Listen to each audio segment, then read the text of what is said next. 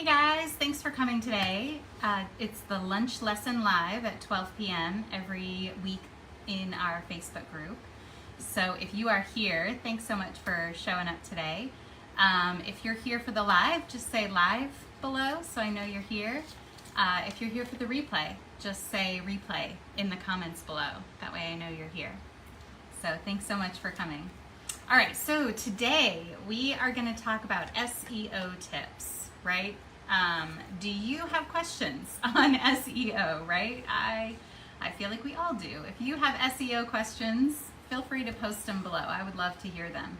I think SEO is a little bit of an enigma, right? I say this a lot, that it's this thing out there that we all hear about, and sometimes it sounds too technical, and then sometimes it sounds too simple, perhaps. And we get a little bit confused and we kind of just put it on the back burner, right? So that is, I think, definitely something that is challenging. For those of you who are not sure, SEO, right, stands for Search Engine Optimization.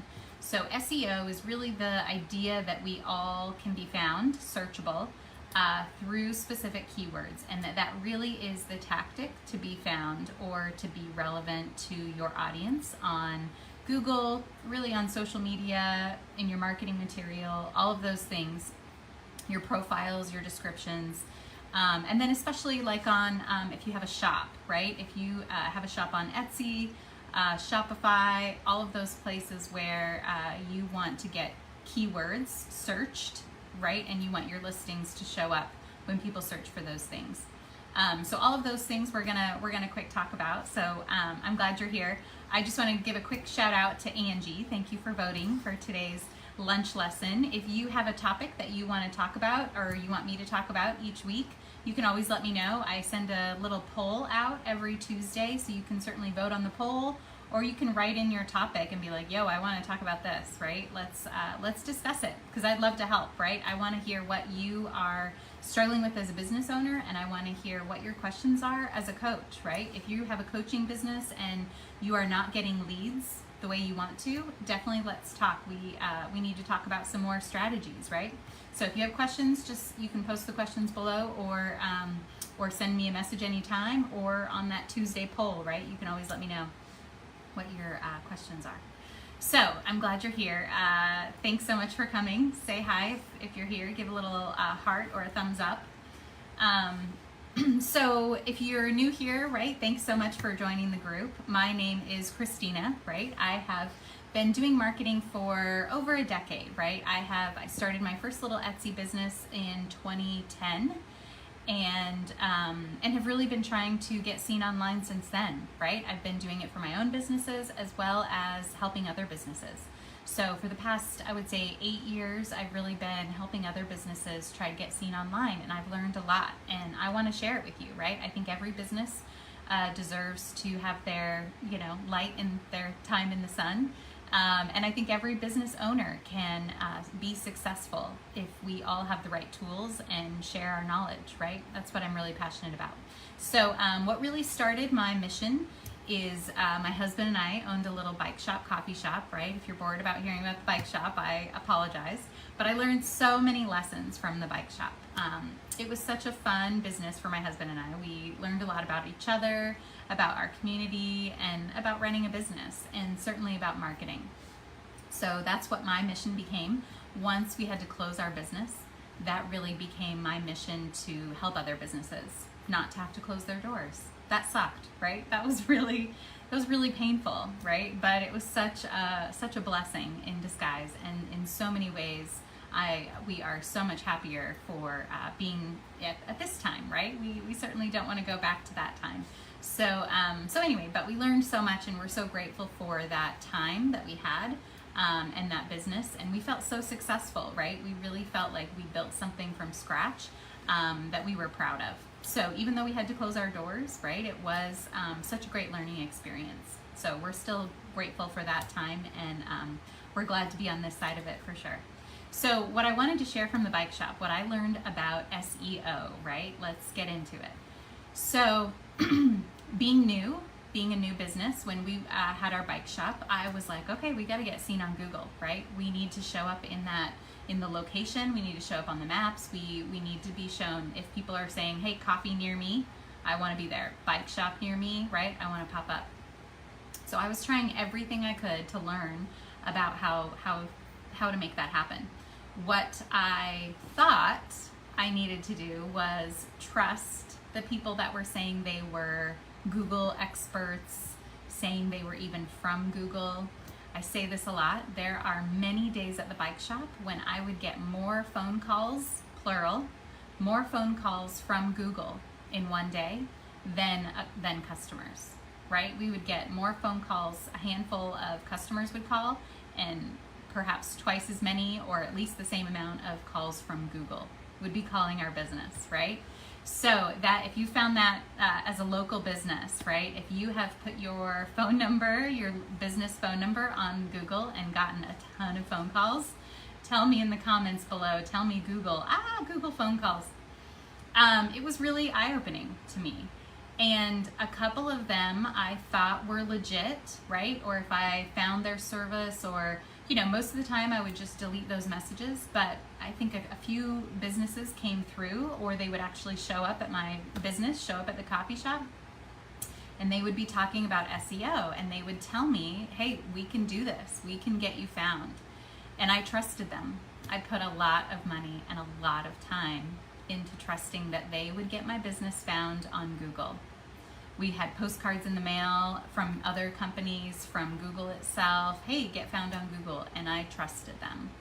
And I'm here to tell you, we did not get any business from Google, from all of the thousands of dollars that I wasted on these businesses that sold me SEO. So just as a cautionary, right? That was 10 years ago. So I'm sure things have changed, but it's a cautionary tale for new businesses. If you are thinking about paying someone for SEO, definitely make sure you know more about your business than they do. Definitely make sure you know more about the right keywords than they do. And I would be really careful about what they're actually going to do for you. So, right, as a cautionary tale, I would say do not dump a bunch of money into SEO unless you understand it and you can see direct results, right? If you feel like it's something you want to invest in and try it out, certainly do that, but you need to follow up. You need to check your analytics. You need to see the results. So I would just be very results driven for those SEO results. Okay, so a real quick background of keywords, right? So the idea would be to find keywords in your niche that are not as competitive, right? That would be the goal, because every other business is, especially the big businesses that we can never compete with, are paying for those keywords, right? So, and I had that kind of myth in my brain too, that I thought, okay, if I can just put enough money, this was really that myth that this is where it really came to fruition. If I can just put enough money into my marketing, then my business will thrive. And it just didn't happen. I thought that it had to be SEO. I thought I had to pay Google or businesses that told me they were Google, and it just never happened. So that was a really big learning curve, right? A really big learning experience for me. So I, again, have made it my mission to help small businesses and learn as much as I can about SEO, right? Learn as much as I can about being found on Google. And it's still really hard, right? It is a struggle I think all businesses battle with. But if you can find the right tricks and the right keywords, and it's a long game as well, and follow up with your analytics, it can be done. So here's my 3 tips. So the first one is keywords, obviously, and I'm going to give you 3 tricks of how to search for keywords, right? We're often thinking, what keywords should I be using? So, and one of the main ones you've probably already tried is in the Google search bar, right? Search in Google, start typing something about your business, right? Whether it's, if it's home decor, or if it's coaching, life coaching, mindset coach, wellness, any of those things, start typing in Google and see what people are searching, right? So that's probably the first step that most people have already taken or have heard about. But here's 3 other sources that you could search for keywords relevant to your business. Number one is ChatGPT, right? ChatGPT is sifting through data, right? They are a bot that has been designed to comb the internet and search for relevant data. So if you tell it, hey, if you ask ChatGPT, what are 50 SEO rich keywords relating to wellness coaching, relating to holiday home decor, relating to jewelry business, or insurance business, or whatever fits, and then those would be the prompts that you could certainly fine tune to make it more your niche, right? If Google is giving you much more, if ChatGPT is giving you more generic words than you want, you can just kind of fine tune that prompt for ChatGPT. So that would be a way to get more niche keywords, is to just change that prompt. So that's what's great about ChatGPT. It will give you a bunch of stuff. You ask for what you want and you can highlight those things. And then what's also great, what I love about ChatGPT is if you're logged in with your Google account, it'll keep track of all your searches. So it'll just save all your searches. So even though you're changing the prompt, the old ones are still there. So you can always kind of look back and be like, oh, I like these keywords from this one, these keywords from this one, that kind of thing. So, and then we'll talk about what to do with the keywords, right, after we get all these beautiful keywords. So ChatGPT, that would be the number one place to try if you haven't, to find the right keywords for your business. The number two secret place, if you have an Etsy shop, or even if you don't, right, Etsy is a great place to look for keywords. So what I have recently discovered is that you can, if you're in a listing, and it could be your listing, probably better if it's your listing, but it could certainly be a competitor's listing that you're thinking of trying. If you are in a listing window, like you've clicked on the listing and you're in it, if you tap the search bar in Etsy, the Etsy search bar while you're in the listing, it will pop up with the most common searches related to that product. So I think that is mind-blowing, right? And sometimes if nothing pops up, that means you are so niched down that Etsy is confused about your product. So that is really eye-opening, right? If you are in your listing and you click on that Etsy search bar and nothing is suggested, that is a good indication that either you are not using, that you're probably not being found, right? That's a good indication that you're probably not being found, unfortunately, but that you have some work to do for SEO, right? That in your title and in your description, you want to use some more searchable terms or more specific terms. It could be, right? It's a fine balance of getting the most generic to make sure you're capturing, right? If anyone's searching, I don't know what I want to decorate for the holidays, you want to pop up. If someone is like, I really want a specific jewelry type of earring or necklace or something like that, you want to make sure you're honed in on that, gemstone or, whatever specifics it is. So it's a fine balance between generic and specific, right? And that's the game of SEO that you've got to play. So Etsy listings, that is, I think, a really secret place to look for these keywords related to your listing or a competitor's listing or something that you're thinking about putting in your shop. And so even if you are not on Etsy, right, that's a great tool to find those keywords as well, and then go use them in your website, right? That would be a trick too. So find common things on Etsy or similar things to your products, search for them, and then go put them in your website. So even if you sell digital products, even if you sell business-related products or services, you could search for them on Etsy and see what pops up in the search when you're in that listing page. So hopefully that makes sense. If you have questions on Etsy, just shout out Etsy and let's talk some more, because I have lots to say on Etsy. That could be another topic, certainly. I'll do one of these weeks for sure. Okay, so ChatGPT, Etsy, those are ways to search for keywords.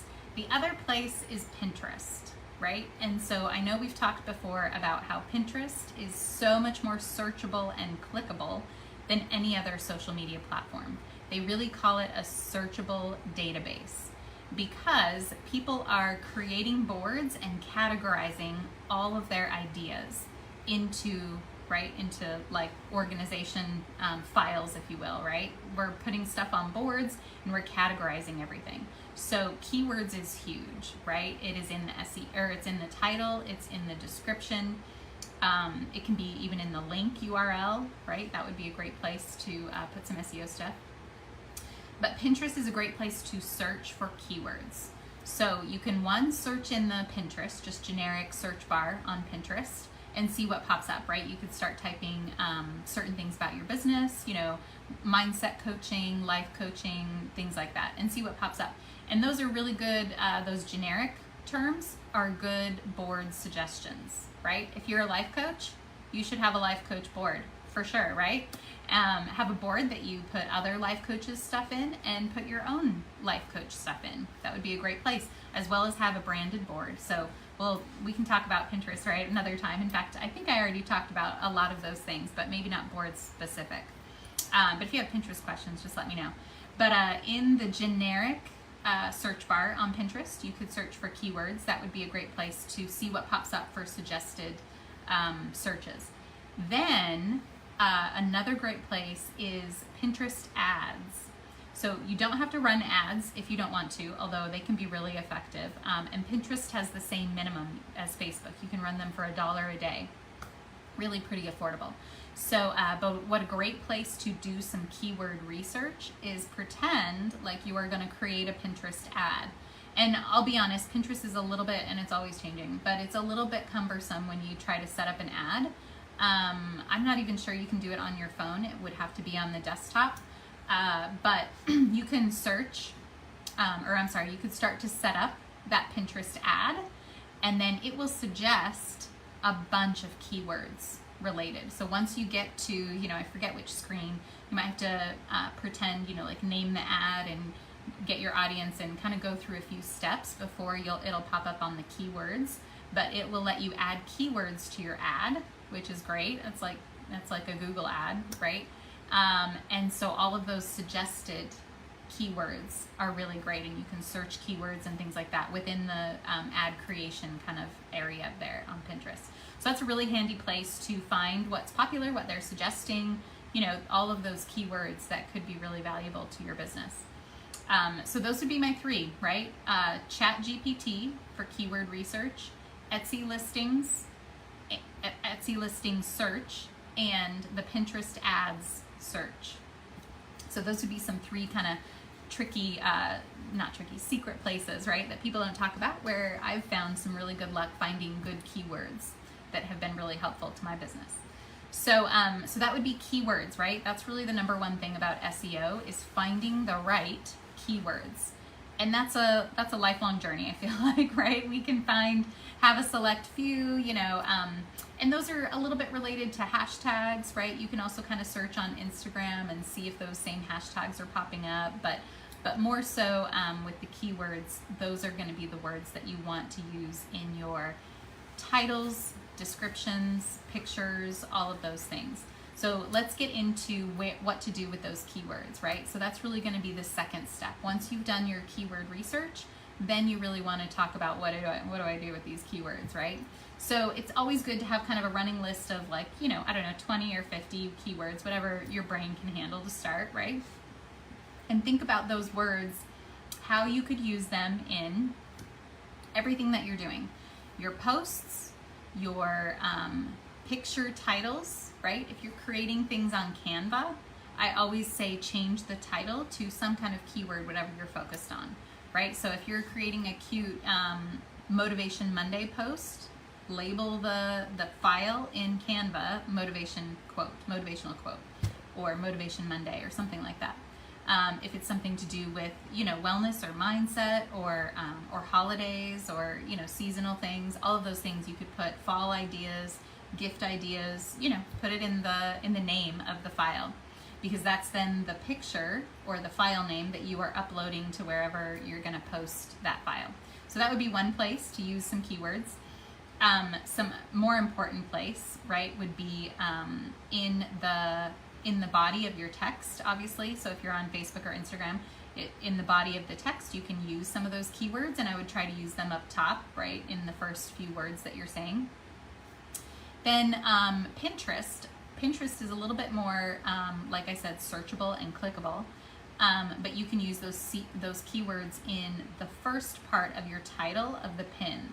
So every pin on Pinterest gets a title, description, and a link, which is really handy, right? And you can tag some categories on Pinterest itself, which I think is handy.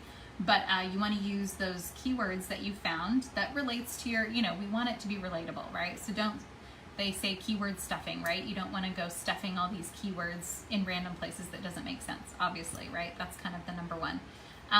But if you're talking about, meal tips one day, you don't want to be stuffing it with life coaching, things like that. I mean, a few things you could do, life coach or coaching life or something like that, but you don't want to be stuffing things that don't relate to whatever you're talking about, obviously. So that would be some other places to use those keywords, is in the pin title, in the pin description. If you are blogging is the greatest, and I would say the number one place to use SEO. If you're blogging and not thinking about SEO, you are probably wasting your time. I'm so sorry.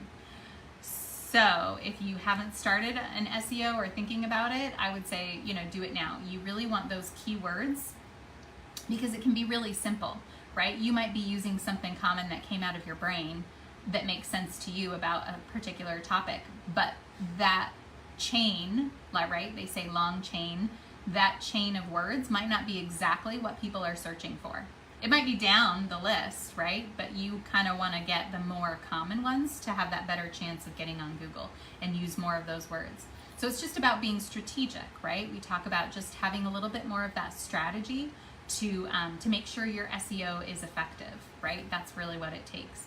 So we talked about, where to look for keywords, and then we talked about what to do with those keywords. And so if you have a shop, certainly in your listing, so if it's on Etsy, if you want to put it in your title and in the description, those would be great places to use keywords, and you don't want to go crazy, right?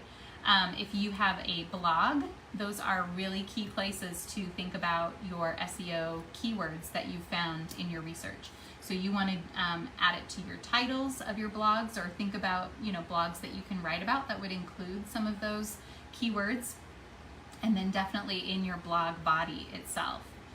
The other secret little place, right, that a lot of people don't talk about is in the pictures all over your website. So it can be pictures in your blog, as well as just pictures in general on your website. If you have a cute, background, or, whatever, if you have pictures in different places on your website, be sure to check the settings when it's posted on your, when it's added to your site. There should be a place where you can check the settings, and you can add alternate text to those pictures. So that's really key, because all of those things are searchable, right? You wouldn't want just a rando, untitled number one for the name of the picture if Google's searching all of that stuff. So give Google bots all the places to search so that you have a better chance of showing up in the search, right? Showing up higher in the search. That's really the goal. So blogging is really great for that, right? Because you can, Thanks so much for showing up, Hope. Thanks for being here. Yeah, the alternate text is key, because it's another place that we can put those keywords, right? That's really helpful. So yeah, try that. And certainly if other places on your website, right? If it's section titles, or, places in your menu. The other thing, right, this is a little bit of a more technical deep dive, but if you have questions, you can certainly let me know. But in the names of your pages, right? So I use Wix because it's so easy, it's so user-friendly. But in each of the settings of the page, there are places where you can add those keywords. So it'll show up, and you can see it on like the title of the tab, right, of your website. Like it'll say, like, yes, your URL might be like about me or something like that, but in the tab it could be, relating to your business. So whether it's life coaching, or wellness tips or, whatever it might be. It could certainly talk about what your niche keywords are in the titles of all of your pages. So everywhere possible, you want to be, right, including some of those really top-notch keywords that you've found from all these other sources. So that would be great places to put those keywords. So that is probably all of my tips, I think, for today. If you have more questions on SEO, you can reach out anytime. You can put some in the description below. If you want to talk more strategy, right? If you feel like you really need an overall umbrella organization or strategy, right? Sometimes I feel like as business owners, we wear so many hats. We're like, oh my God, I got to do this. Oh, I heard I should be here. Oh, I need a YouTube channel. Like we can get pulled in a lot of different directions. This is not to mention still working on our business, right? Or still doing the thing that we're working on. So it's really overwhelming. So if you feel like you need, right, an outside source to talk strategy, let's set up a call. I would love to chat with you some more. So if you're interested in a strategy call, feel free to just say strategy below, and I'll certainly reach out to you. I offer a free social media audit where we really talk, we talk about social media, but we really talk about that overall strategy of how you are getting leads. How are you getting, quality leads to your business so that you can be seen by the right people and then make more sales. That's really the goal. So if you have any other questions, feel free to reach out. That'll be it for today.